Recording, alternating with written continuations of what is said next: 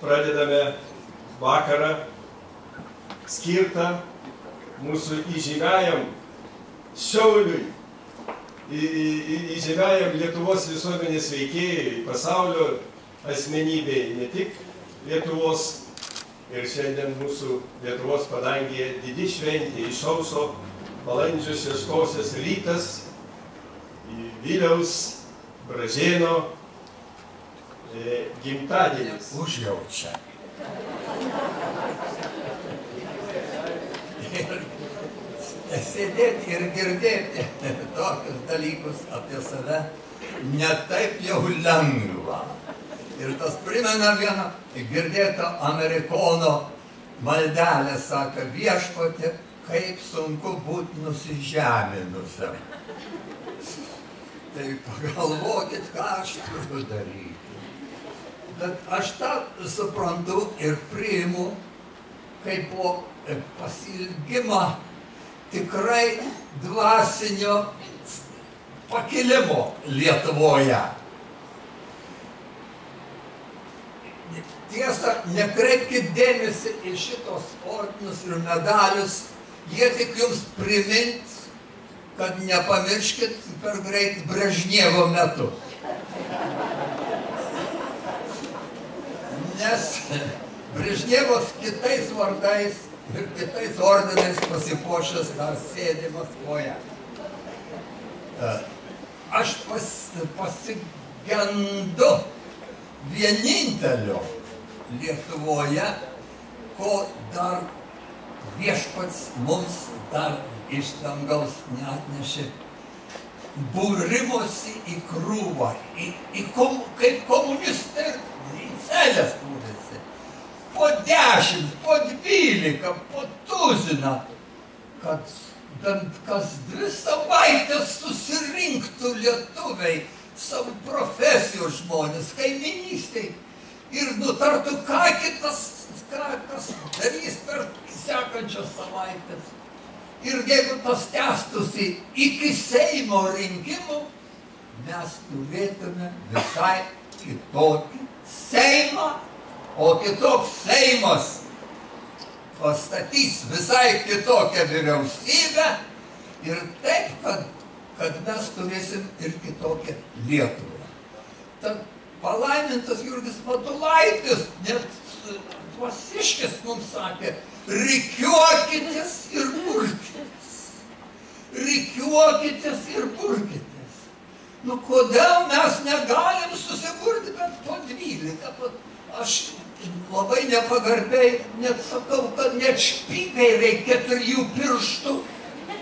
Ne. O čia bandom vienu pirštu stalą daužyti. Ir vyriausybė girdėtis, kur jinai girdėtis.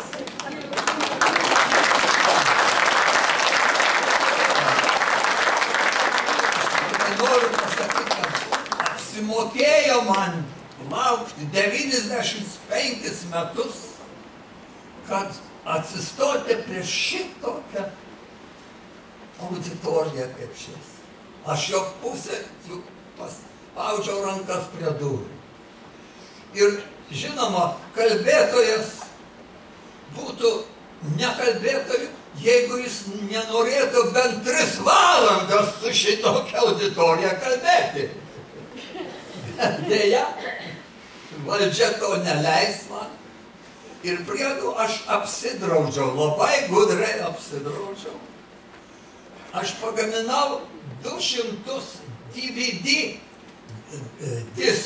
diskelių ir jau pradėjau platinti per organizacijas, bet aš jų neparduodu ir nedovanoju. Dovanojimas, sako, pigia mėsa šuva ėdas. Bet aš paskolinu iki 3 mėnesių per organizacijas, kad naudotų šitą, kad nepadėtų ant lentynos ar kur nors virtuviai pakištų po sūrių ir kad panaudotų tos dalykus. Ir todėl aš galiu tik tai porą žodžių šiandien apsiriboti ir ilgai jūsų netrukdyti, nes pasirūpinkite, kad per organizacijas kaip nors prieitumėte ir kad po 12, po 15, kur tik galima grupelės suburti. Paklausykite šitą mano žodį prie stalo, aš jį vadinu pokalbiu.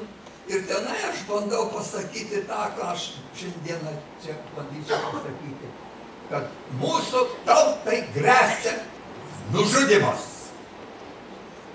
Visoms tautoms gresia žudynės, nes tie, kurie nori pasaulinės valdžios nuo pat senovės, ką nors žudydavo, kad jie galėtų atsistoti pasaulio viršūnėje. Dar nepavyko, bet visada, kaip vienas Panevežys sakė, pasaulinė valdžia utopija. Aišku, utopija. Ir komunizmas buvo utopija, bet sakau, kiek tai kainavo kraujo ir ašarų.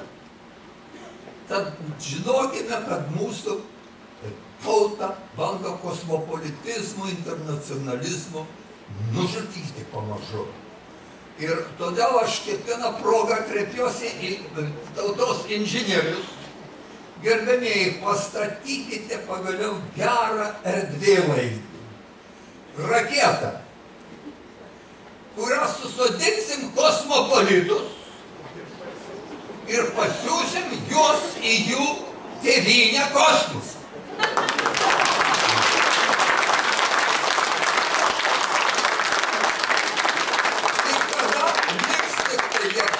Ir mums niekas negadins reikalų čia ir mes susidorosim. Vien šitą grupę, kuri šiandieną čia susirinkusi, mane daro optimistų. Ir žinau, kad jau atėjo laikas, net jaunesnioji karta pradeda žvalgytis, sako kažkas ne taip ir gal jie dasiprotės, kad kažkas ne taip yra todėl, kad jie nedalyvauja vadinamojoje politikoje, kas yra valstybės valdymas. Tai va, nepagailėkit savo jaunimo, pabakštykit juos, kad galų galiai atsibustų. Kunigas Stasys Yla, viena iš šviesiausių asmenybių išeivijoje, kurią sutikau, jau 50 metais parašė, kad net tada, kai suplevėsuos virš sodybų trispalvė, reikės dar kovoti. Ir sako, tarp gėrio ir blogio, aš jau girdėjau, Oro čia teisingai pasakė, kova vyksta nuo seno. Ir dar girdėjau vieną iš minčių sakant, kad blogiui niekas taip nepadeda, kaip kad gerieji nieko nedaro. Kad gerieji nieko nedaro. Nieko nedarimas padeda blogiai laimėti. Daug kas dejuoja, kad Lietuvoje tas blogai. Aišku, yra daug kas blogai. Bet jūs paklausykit, kaip amerikiečiai dejuoja, kaip jiems ten blogai. Ir dalinai blogai, nes amerikiečiai neišnaudojo laisvės, kada ją reikėjo naudoti. Ir dabar Amerika pradeda nususti.